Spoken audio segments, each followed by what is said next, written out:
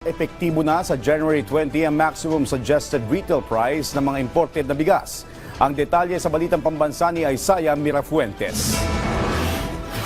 Kada buwan, 2 beses nagpupunta ng grocery si Eliza. Marami raw silang nakatira sa kanilang bahay at pinagkakasya nila ang 12,000 pesos na budget nila sa grocery kada buwan. Kung titingnan, malaki ito. Pero tila kakarampot lang ang nabili ni Eliza. Kaya nangangamba siya kung tataas pa ang presyo ng bilihin. Siyempre mahirap naman po, lalo na po sa kagayan namin. Walang ganong trabaho, mahirap po. Pero ayon sa Department of Trade and Industry, posibleng tumaas pa ang presyo ng mga bilihin. Pero paniniguro nila, hindi ito aabot sa 5%. Actually, itong mga manufacturers na to, they really also understand the plight of the consumers. So, nakakaintindi sila. So, we also have constant conversations and constant meetings with them.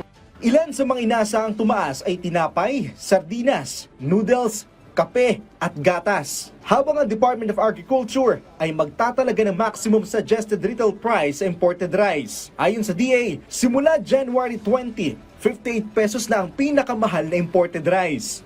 We cannot set it. We will recommend to the President price ceilings. Ang Presidente ang magdedeklara ng price ceiling.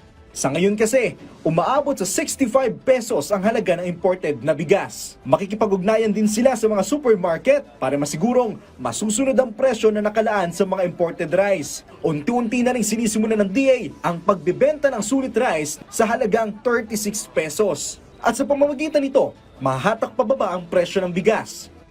Maybe a little because of course if more people buy the sulit rice then the demand shifts. Mag-move yung demand from this 5% rice to sulit rice. Inaasahan na magkakaroon ng full launching ng sulit rice sa mga susunod na araw. Mula sa PTV, Isaiah Mirafuentes, Balitang Pambansa.